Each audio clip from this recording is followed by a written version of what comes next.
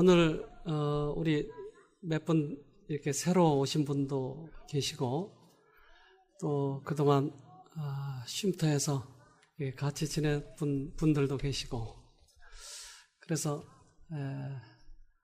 우리 교회에 이렇게 많은 분들이 항상 오시게 돼서 마음을 한쪽으로 또 기쁘고 또 부담도 있고 그렇습니다. 우리 찬양대가 날로 이렇게 더 영감적이고 잘 연습해서 불러주셔서 참 고맙습니다. 제가 어느 날 영어 학원에 우리 S대의 영어 학원에 끌려서 영어 배우러 갔습니다. 영어를 이렇게 좀 배우다 보니까 목사님이 하루는 저를 목회실로 좀 오라고 그러시더라고요. 가서 이제 성경을 공부하게 됐는데 과거 종교 암흑 시대 때의 얘기를 쭉 해주시는 거예요. 종교 암흑 시대 때의 얘기는 제가 그 학창 시절에 조금씩 배웠던 거거든요. 유럽의 그런 그 종교 전쟁, 또 그때 이 법안권의 어떤 만행, 특별히 제가 기억에 남았었던 것은 이 면죄부. 우리 죄를 속하기 위해서 하나의 표를 산다고 하는 것이 참 그런 것들이 마음에 참 용납이 안 되더라고요. 근데 그런 부분들에 대해서 얘기를 쭉 하시는 거예요. 이건 내가 이제까지 종교를 생각한 거하고 전혀 다르네. 기독교는 교회에다 헌금 내가지고 구원 얻는다고 사람들이 쫓아다니는 곳인데 난 그런 게 웃긴다고 생각을 해서 안 갔는데, 젊은 남자들이 교회 가서 무릎 꿇고 앉아있으면 구원 얻는다고 해서 난 치사해서 안 갔는데 이건 다르네. 그리고 그 목사님의 얘기를 쭉 듣기 시작하는데 그 종교 암흑시대 때의 만행과 왜 그렇게 됐는지에 대해서 이 얘기를 하기 시작하는데 흥미가 돋기 시작하더라고요. 그래서 질문을 몇 번 하다 보니까 내가 그분하고 깊이 빠지게 됐어요. 그분 이 성경 공부에.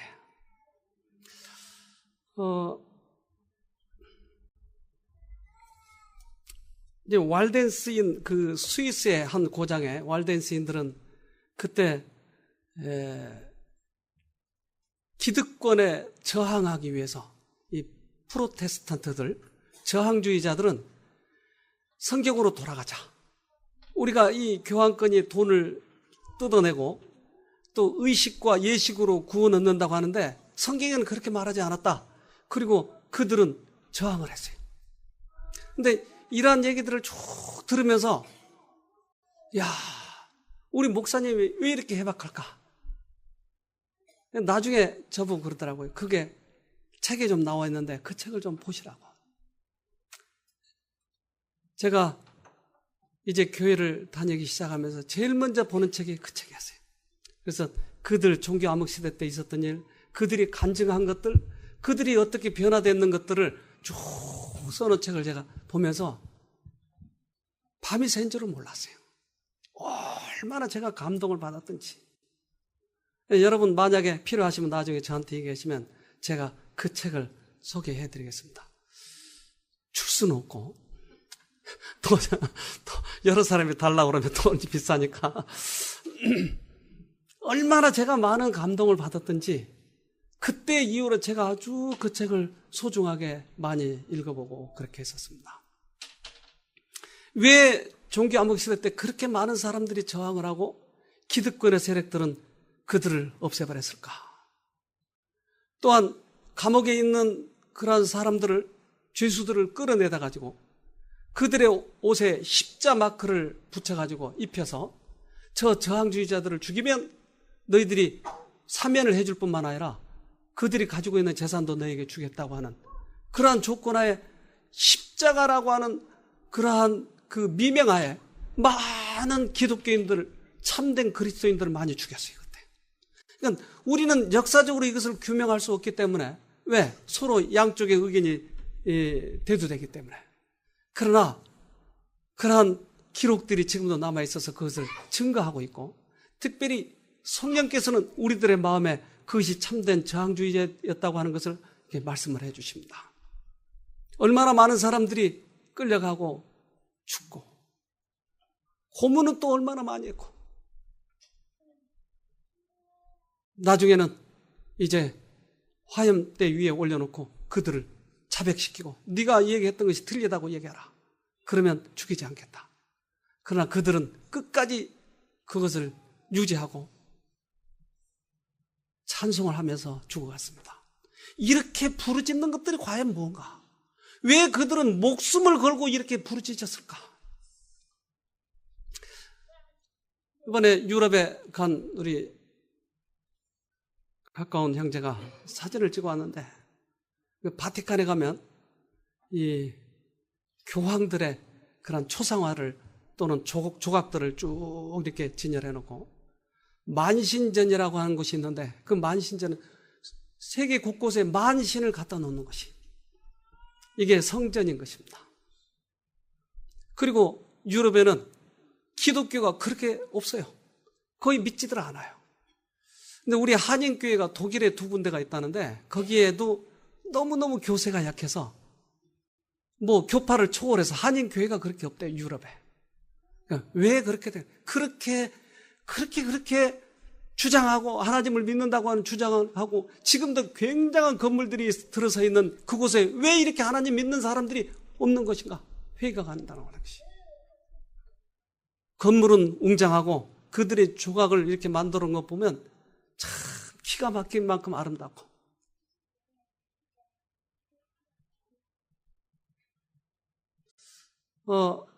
한 번은 교황이 와서 미켈란젤로에게 이렇게 그림을 좀 잘 그리라고 충고를 했어요. 그랬더니 이 미켈란젤로가 좀 기분이 상했단 말이에요. 자기가 그림을 그리는데. 그래서 지옥 저 끝에다가 교황을 그려놓고 그것을 뱀으로 감아가지고 그걸 먹으려고 하는 그림을 그려놨답니다. 그 지옥 구석에다. 그것을 이제 다른 사람이 보고 가서 교황한테 일러줬대요. 당신이 거기 그려져 있더라고. 추기경이. 그래서 이야, 나를 천당 꼭대기에다 그려놨을 거야. 그리고는 가서 보니까 천당이 없는 거예요. 연옥에도 없는 거예요. 보니까 지옥 구석에 뱀이 자기를 감아가지고 자기 가장 중요한 부분을 물려고 탁 해놓은 그 그림을 그려놓은 것이. 그래서 아마 지금도 그 그림이 남아있는 모양입니다. 얼마나 화려합니까? 그런데 이 화려한 곳에 신앙이 없다고 하는 것이 어떻게 된 일인지.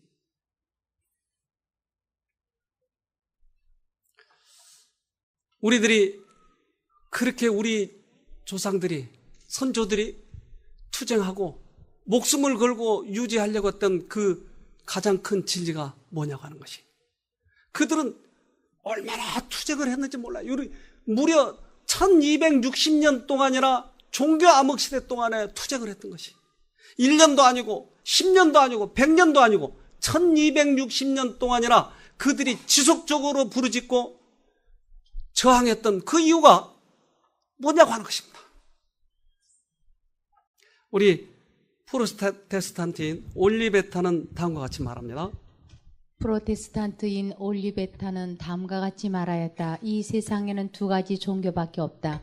그 중에 한 가지 종교는 사람이 고안해낸 것으로서 그것은 의식과 선한 행실을 통하여 사람이 자기의 힘으로 구원을 얻는다는 것이다. 또 다른 종교는 성경에 밝게 게시된 것인데 그것은 하나님께서 사람에게 값없이 주시는 은혜를 통하여서만이 주어지는 구원을 바라보도록 사람에게 가르치고 있다. 네, 올리베타는 얘기하기를 이 세상에는 종교가 2개밖에 없다.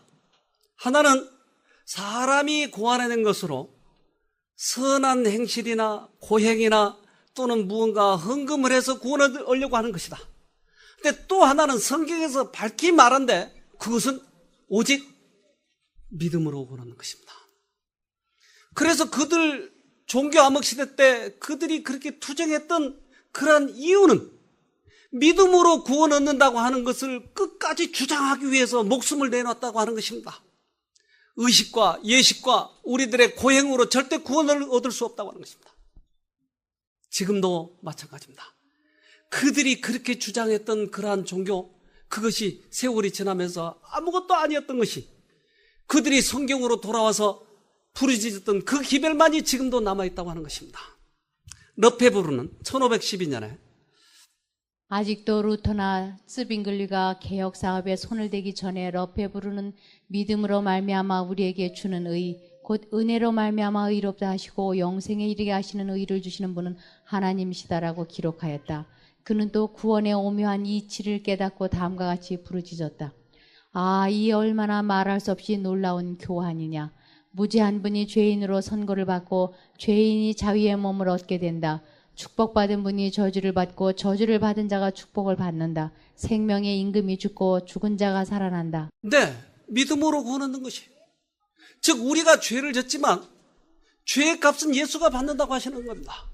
이것이 이 세상에서 가장 큰 진리, 최고의 진리인데 우리는 어느덧 우리도 모르게 종교의 암흑시대 때의 그러한 나쁜 오류처럼 우리도 우리 힘으로 우리가 구원 얻으려고 하더라 이 말입니다. 지금도 우리는 이러한 갈등 속에 살고 있습니다. 태초부터 예수님이 그곳에 계셨고 죄를 짓자마자 그들에게 양옷을 입혀주신 것은, 가죽옷을 입힌 것은 너희 죄값으로 내가 죽는다고 하는 것을 상징하는 것이었고, 가인과 아벨의 그런 이 서로의 그 싸움은 아벨은 양으로 제사를 드린 것이고 가인은 자기의 행위로 구원 얻으려고 했던 것입니다. 가인의 제사는 받아주지 않으셨어요. 오직 믿음으로 예수님이 우리 죄 때문에 돌아가신다고 하는 것을 믿음으로 구원 얻는 것입니다. 지금도 우리는 이러한 두 가지의 교리 사이에 갈등을 하고 있을 것입니다. 이 세상에는 종교가 두 가지밖에 없어요. 즉 모든 이방 종교, 불교, 유교, 모하메트교 이런 모든 종교들은 자기의 선한 행위나 고행으로 구원 얻으려고 하는 것입니다. 그러나 그리스도교마저도 만약에 나의 어떠한 힘으로 행위로 선행으로 구원 얻는다고 한다면 그 종교와 다를 것이 하나도 없어요. 그러나 그리스도교는 우리가 신의 비유를 마친 것이 아니고 신이 우리들에게 제사를 드려서 이것을 내가 받으면 구원인 것입니다. 다른 모든 이방 종교는 내가 신에게 바쳐서 구원 얻으려고 해요. 그러나 그리스도교는 그분이 우리 죄 때문에 돌아가셔서 내가 받아들이면 구원인 것입니다. 즉 믿음으로 구원 얻는 것입니다. 파렐은 이렇게 얘기했습니다. 그에게 붙어 다니는 죄의식은 그가 실천한 고행으로 제거해 버릴 수 없었다. 그때 개혁자의 다음과 같은 말들은 그에게 하늘에서 오는 음성처럼 들렸다. 구원은 은혜로 말미암아 얻는다. 무죄한 분은 정죄를 받고 죄인은 노임을 받는다. 하늘의 문을 열어주고 음부의 문을 닫아주는 것은 오직 그리스도의 십자가뿐이다. 파렐은 기쁜 마음으로 진리를 받아들였다. 파렐은 그가 마치 바울이 사울이었을 때처럼 그는 철저하게 엄한 바리새인처럼 그렇게 생활했어요. 그러나 그가 자기 행위로 구원 얻으려고 그렇게 노력해도 항상 붙어 다니는 건 뭐였냐면 죄의식이었어요. 근데 이 죄의식으로부터 벗어났을 때 그가 가지고 있는 기쁨은 이루 말할 수가 없어요. 즉 지금으로부터 500년 전, 그러니까 1500년 당시에 이 문제로 그들도 고민하고 그들도 신앙생활하면서 이 문제로부터 갈등을 했던 것입니다. 그런데 똑같이 500년 후인 지금에 와서도 우리 교회를 다니면서 똑같은 그런 고민을 하고 있는 것은 뭐냐면 내 죄값은 내가 갚아야 된다고 하는 것입니다. 우리는 착한 행동을 해서 구원 얻는 것이 아니라고요. 우리 한 학교에서 아이들 초등학교 1학년에게 시험 문제가 나오는데 구원을 어떻게 했느냐? 1, 2, 3, 4 선다형인데 정답이 뭐였냐면 착한 행동을 하면 구원을 얻는다. 이것이 정답이었어요. 난 우리 교회 아이가 그 정답을 가지고 와서 저에게 얘기했을 때 너무나 깜짝 놀랐어요. 여러분 착한 행동해서 구원 얻죠? 어려서부터 이 백지 같은 머리에 착한 행동을 하면은 구원 얻는다 그러면 다른 이방 종교를 가리키는 것과 똑같아요. 다를 게 하나도 없습니다. 우리는 믿음으로 구원 얻는 것입니다. 아멘. 주잉글리, 이는 상당히 유망한 그런 사람이었어요. 그는 루터와 멀리 떨어져 있었기 때문에 루터하고 한 번도 교제해보지 않았어요. 근데 그는 믿음으로 구원 얻는다고 하는 성경의 그런 구절을 깨닫고 이가 크게 뉘우치기 시작합니다. 그는 이렇게 간증을 합니다. 그대들은 고행, 먼 길의 순례, 헌물, 성상, 동정녀 마리아와 성도들의 기도 등을 통하여 하나님의 은혜를 받을 수 있다고 생각하는가?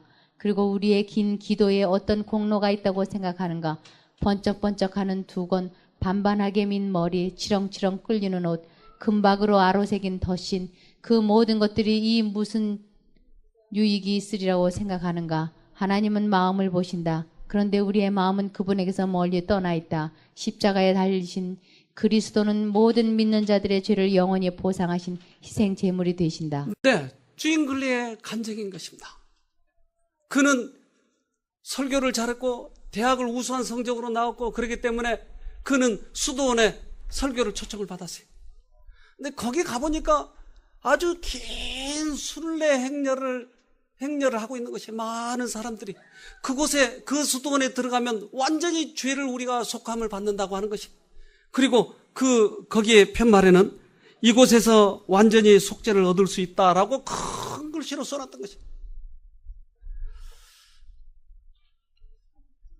아인지델렌이라고 하는 그 수도원에 정문에 들어가는 게 이곳에 오면 완전히 속죄를 얻는다라고 큰 글씨로 써놓은 것을 보고 주잉글리는 크게 충격을 받은 것이 아니다. 우리들이 이러한 예식이나 의식이나 이런 것들로 속죄를 얻는 것이 아니고 오직 십자가에서 돌아가신 예수님의 공로만이 우리들을 속죄하는 것이다라고 그는 부르짖기 시작한 것이. 이는 종교 개혁을 일으키게 동참을 하게 된 것입니다. 제가 이 교회를 섬기다 보니까 이 교회 안에서 참 여러 가지 일이 일어나곤 했었어요. 한 번은 제가 이 쉼터가 처음에 우리가 쉼터가 생겼을 때 한 지금 4년 전쯤 일입니다. 그때 우연히 이 쉼터가 우리들에게 주어졌고 이 쉼터를 처음에 세워주신 그분이 쉼터에 대해서 이렇게 비전을 보고 많은 영혼들을 구원한다고 하는 것을 보고 저에게 여기서 멀지 않는 곳에 한 30억에서 50억 정도의 돈의 여유가 있으니까 그 돈을 가지고 크게 좀 지어서 하면 좋겠다고. 저는 귀를 의심했어요. 이야, 이게 정말 꿈인가 생신가? 우리에게 이런 쉼터를 주면 얼마나 좋겠는가? 그래서 이 주위에 그 쉼터 자리를 알아보러 다니러 우리 집사님들하고 여러 군데 다녔습니다. 야, 50억, 30억이면 땅을 30억 주고 사고 한 20억 가지고는 건물 짓고 운영하면 되겠다. 그리고는 이게 다니기 시작했는데 그분이 한 달간 정도 여유를 주면서 계속 그렇게 알아보기를 원했어요. 그 다음 날도 확인해서 그거 되는 거죠? 네. 또 가서 그거 하시는 거죠? 네. 나중에는 조금 더 이렇게 해야 돼. 50억 이상도 어쩌면 좀 될 것 같습니다. 나는 너무너무 기쁘더라고요. 호사다말하고 좋은 일에 언제나 막 아낀다고. 한 분이 그 집에 자꾸 가는 것이에요. 가서 자기 책을 팔기 위해서 그리고 그 사람의 마음을 사기 위해서 계속 그 집에 드나들 때 자기 이기적인 목적을 위해서 그 집에 드나들 때 잘못하다가 저 일이 깨질지도 모르겠다고 하는 불길한 생각이 들더라고요. 그러나 그는 좋은 일을 한다고 자기의 이기적인 목적을 위해서 이 파는 책이 또한 이 우리 성경과 관계되는 책이기 때문에 그것을 파는 것이 자기에게는 나쁘다고 생각이 되지 않기 때문에 가서 그 일을 자꾸 하는 거지. 그러나 결국은 그 일은 뭐냐면 자기의 이기적인 목적이에요. 제가 몇 번 얘기했어요. 지금은 좀 이르니까 이분들이 완전히 돌아온 다음에 그 책을 사도록 합시다. 막무가 안 해요. 계속 찾아가는 거예요. 그분이 가만히 이렇게 지켜보곤 이 교회 안에도 이렇게 강요하고 돈을 벌기 위해서 이런 일을 하는구나 하는 것을 깨닫는 순간 그가 30억, 그 50억을 취소해버리더라고요. 난 얼마나 마음이 아픈지 몰라요. 최근까지도 제가 이것을 다 덮어놓고 먼 훗날 우리들이 결과를 보면서 이야기해야 되겠다고 하고 이제서야 여러분에게 말씀을 드린 거예요. 그때 만약에 그 일이 성취됐다면 우리 이 쉼터를 지금 아마 멋지게 할 수 있었을 거예요. 각 방마다 화장실도 있는 그런 쉼터. 또 한쪽에서는 우리는 청년 세미나도 할 수 있고 한쪽에서는 학생 세미나도 할 수 있고 얼마나 유용하게 사용될 수 있었던지. 그러나 이기적인 그 목적이 결국은 이러한 일들을 그르치고 마는 것입니다. 종교암흑 시대 때 그들의 이기적인 목적 때문에 그들이 돈을 신자들부터 뜯어내기 위해서 의식을 강조하고 예식을 강조하고, 그러나 우리는 오직 믿음으로 구원 얻는다고 하는 진리를 잊어버리지 말고 신앙생활을 해야 이러한 오류에 빠지지 않는 것입니다. 성경은 이렇게 얘기합니다. 디모데전서 6장 5절에 마음이 부패하여지고 진리를 잃어버려 경건을 이익의 재료로 생각하는 자들의 다툼이 일어나느니라. 네, 진리를 잊어버리면, 가장 큰 진리, 예수님이 우리 죄 때문에 돌아가셨다고 하는 것을 믿고 우리들의 생활에 적용하면서 살아가면 순수하고 멋지게, 그리고 하나님께서 원하시는 그런 삶을 살 수 있지만 각 단계마다 우리들에게 이기적인 목적을 자꾸 심어줘요. 거기에 빠져버리게 되면 우리들의 마음이 부패해져 버린 것입니다. 이익을, 진리를 이익의 재료로 사용해버려요. 하나님의 책이라고 했지만 이것이 자기의 이익을 위해서 하는 것이. 여러분, 여기에 빠지지 않도록 하십시다.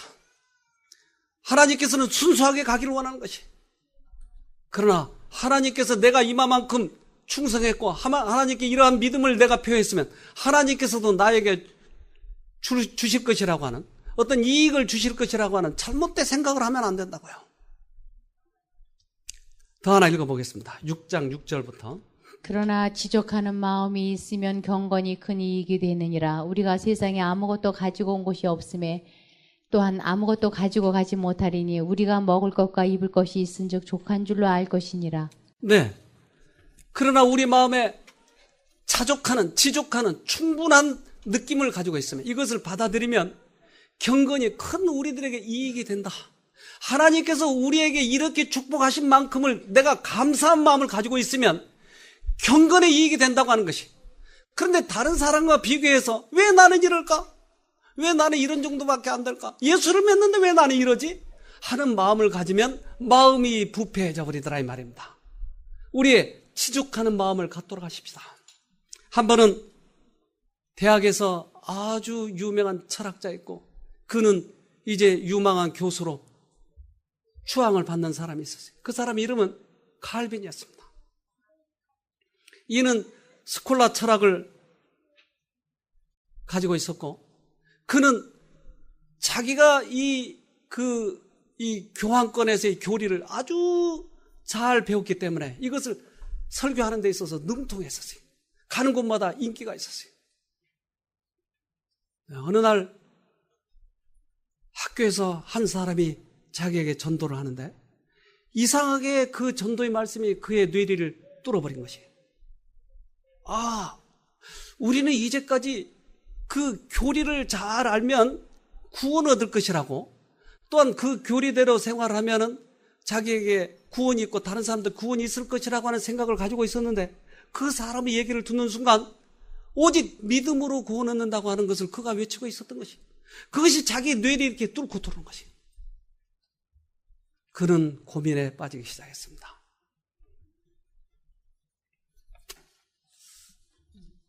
예, 읽어봅시다. 그분의 피는 나의 많은 허물을 씻어버렸습니다. 그분의 십자가는 나의 저주를 대신 졌고 그분의 죽음은 나를 속량하였습니다. 우리는 우리 자신들에게 아무 소용없는 어리석은 것들을 많이 고안했습니다. 그러나 당신은 당신의 말씀을 횃불처럼 내 앞에 두셨습니다. 그리고 당신은 나의 마음을 감동하사 나로 하여금 예수님의 공로 이외에는 아무 것이나 다 싫어하게끔 하셨습니다. 네. 어느 날 칼빈은 이러한 것을 깨닫고 있는 동안에 그러한 교리를 전한다고 한 사람을 붙들어서 화형시키는 장면을 봤습니다. 그는 이 화형을 시킬 때 사람들이 고통스러워하고 그리고 살려달라고 예언할 줄 알았는데 그 화형대에 올라간 사람이 찬송을 하면서 하나님을 증거하는 것이었어요. 그러니까 화형대에 세우는 사람마다 그들이 평안하고 기쁘고 그리고 멋진 설교를 하는 것이에요. 근데 그들의 설교가 이 칼빈의 마음을 감동시키기 시작한 것이에요. 이는 도저히 그 진리를 거절할 수가 없었어요. 그래서 그는 이렇게 이야기합니다. 순교자를 화형시키기 위하여 쌓아 올린 장작더미처럼 좋은 설교단은 다시 없었다. 사형 집행장으로 끌려갈 때 그 사람들의 얼굴에 나타난 조용한 기쁨, 심한 불길 속에 서 있는 그들의 영웅적 태도, 모욕에 대한 그들의 온유하고 관대한 용서 등은 많은 사람들의 분노를 동정으로, 증오를 사랑으로 바꿔주었고 저항할 수 없는 웅변으로 복음을 옹호하는 방편이 되었다. 네. 그들이 화형주에 죽어가면서도 그들은 온유했고 그들의 입술에서는 찬송이 나왔고,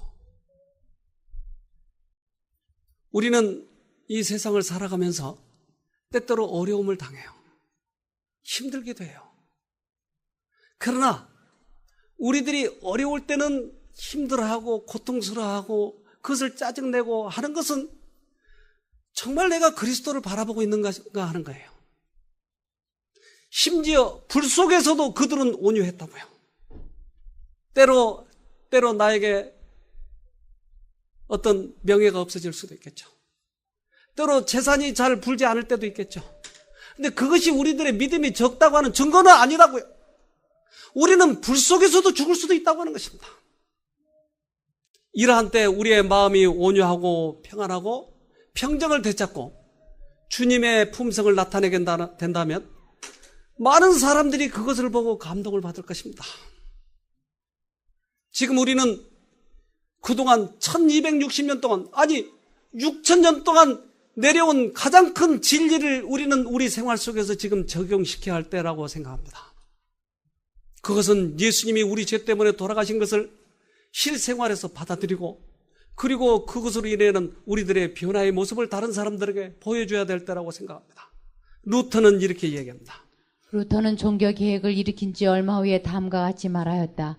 하나님께서는 나를 인도하시지 아니하시고 나를 앞으로 나아가도록 떠미신다.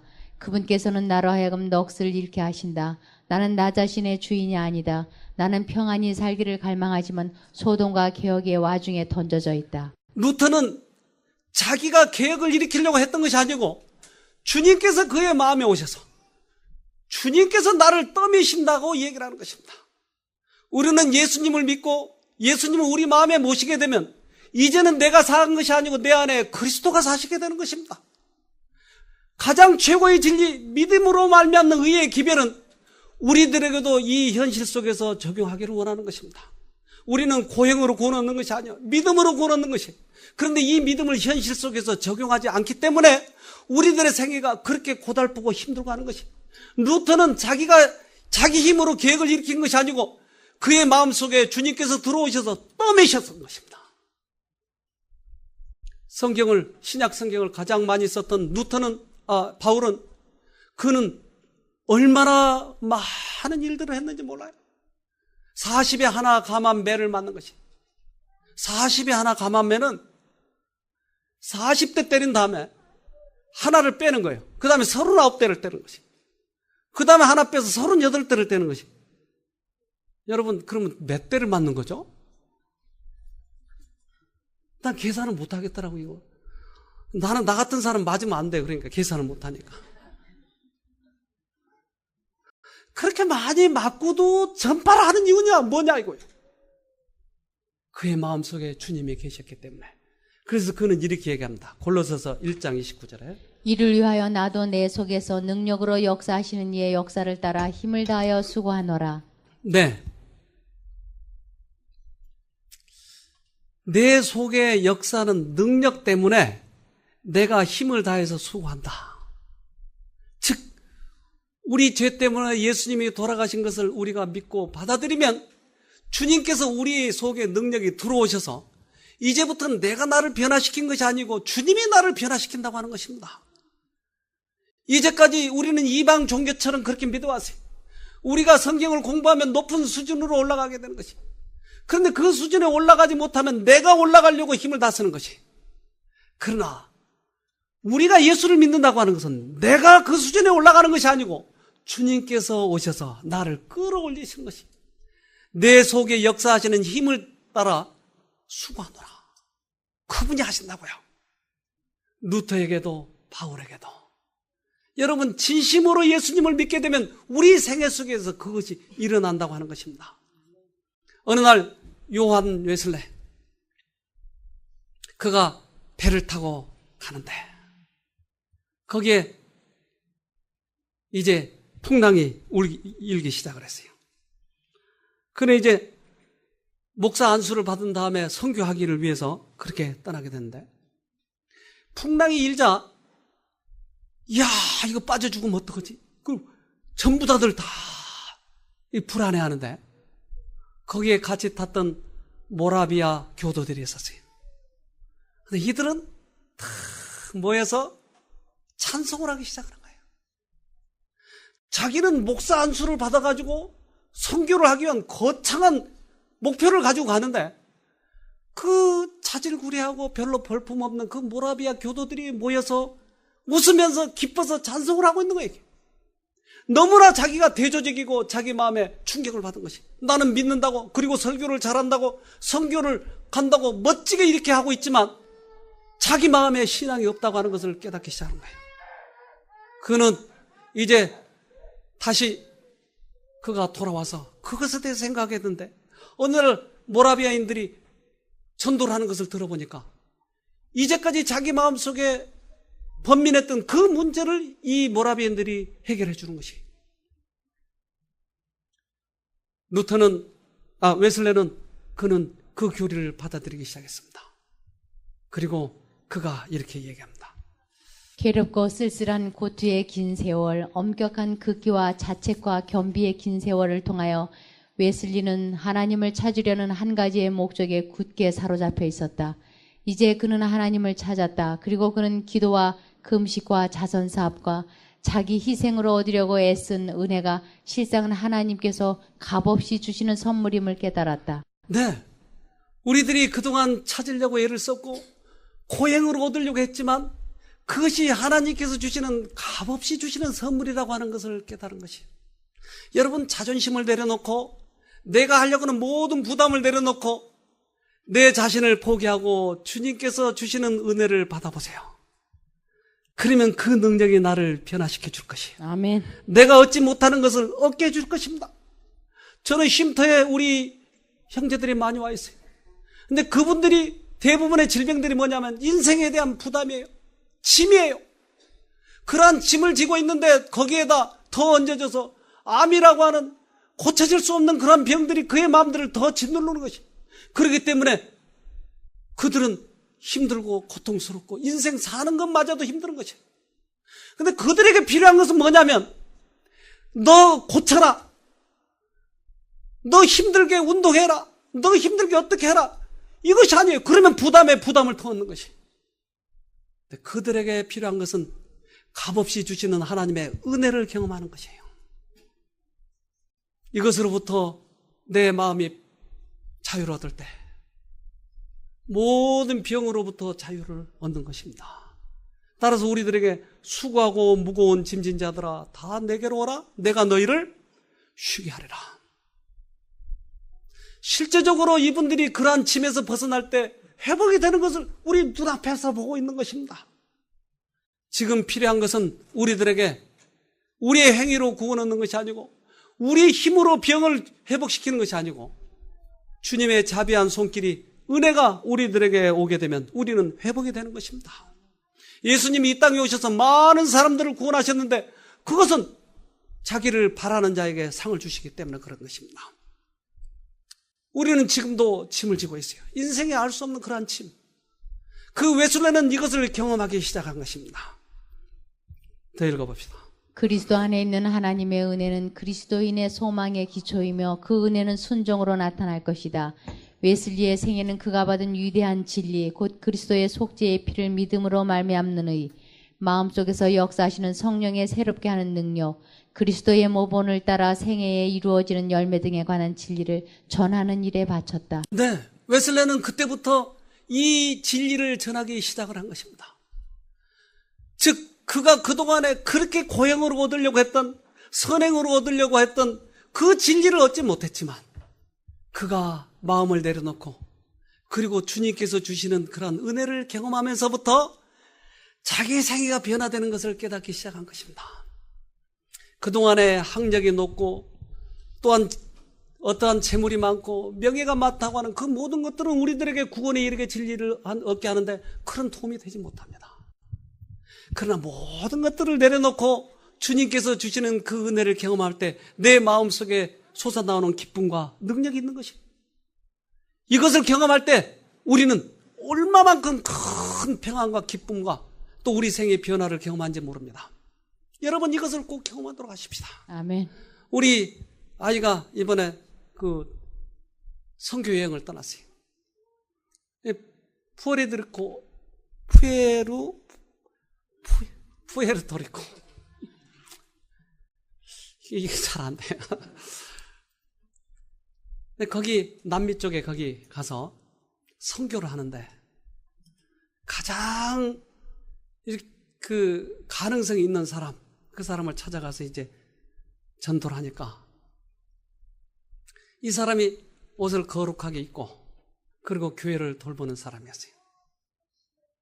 그래서 그 사람에게 계속 복음을 전하는데 그 사람이 너무나 이 교리에 대해서 정확하게 알고 있었다라는 거예요. 그래서 참 그에게 이제 연민의 정이 있어서 계속 이렇게 복음을 전하는데 어느 날 그 교회 안에 들어가자고 그래서 그런데 교회 안에 들어가서 보니까 그 남미 거기에는 그렇게 많이 사람이 이렇게 믿지 않았단 말이에요. 근데 그 교회는 사람들이 쫙 마을에서 어떻게 이렇게 전도가 됐을까? 근데 그 사람은 평상시에 예수님을 계속 붙잡고 예수님이 자기에게 주신 은혜대로 생활하는 것이에요. 그러니까 그 생애를 보고 많은 사람들이 감동을 받아서 그 교회에 오더라는 것입니다. 근데 거기에 가면 망고 주스를 무조건 한 컵을 탁 준대요, 이렇게. 그러면 이걸 가서 마시다 보면 한 집에 가서 한 컵만 마셔도 굉장히 많이 마시는 게 배가 부른다는 거예요. 근데 우리 아이가 이제 내가 신학을 하고 이제 앞으로 내가 목사가 될 겁니다. 그랬더니 갑자기 그가 탁 정중하게 하면서 자기 아들을 불러던 이분이 목사 될 분이다. 그리고는 망고를 있는 대로 다 따가지고 짊어주더래요.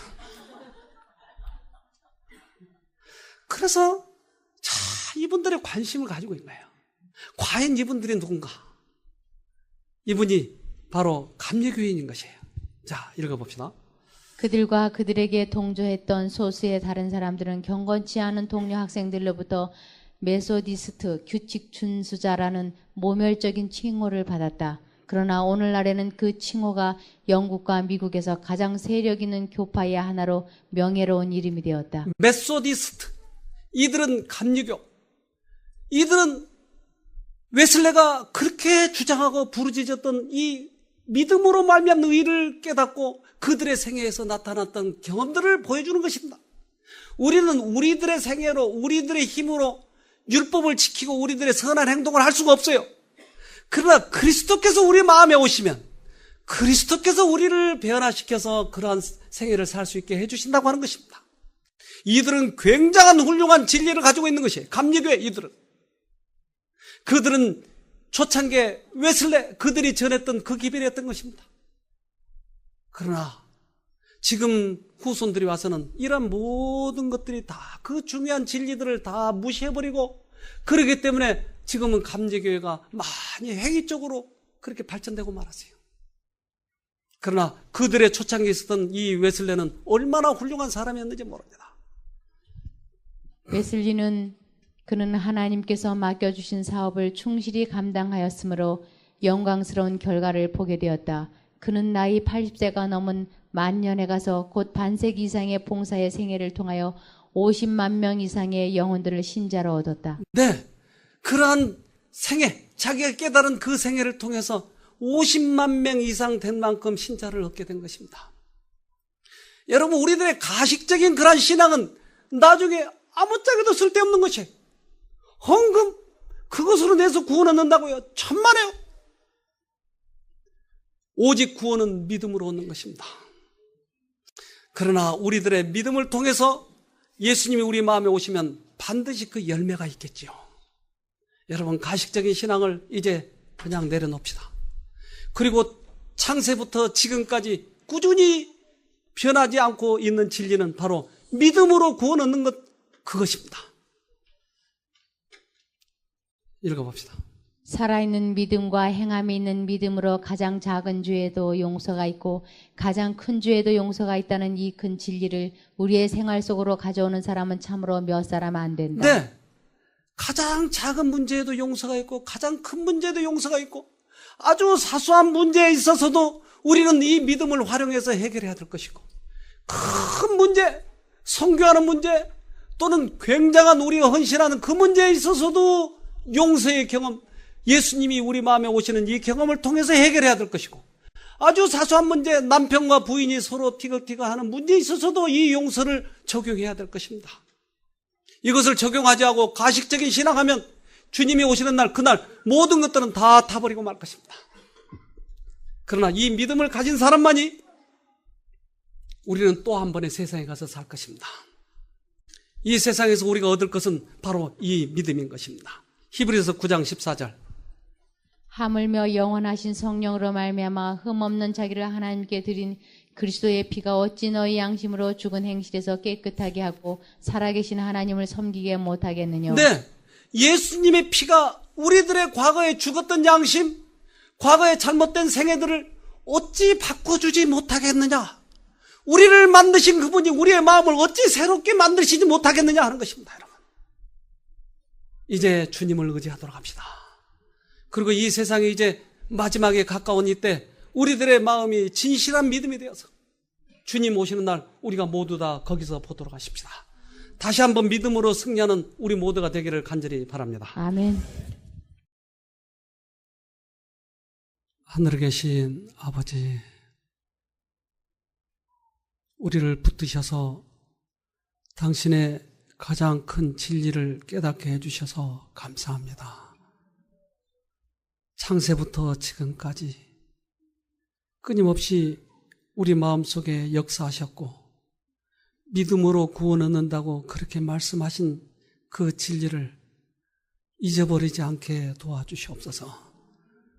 종교 암흑 시대 때 수없이 많은 사람이 고통을 겪고 고문을 당하고 죽음으로 수호하려고 했던 그 진리를 지금도 저희들에게 보여주시니 얼마나 감사한지요.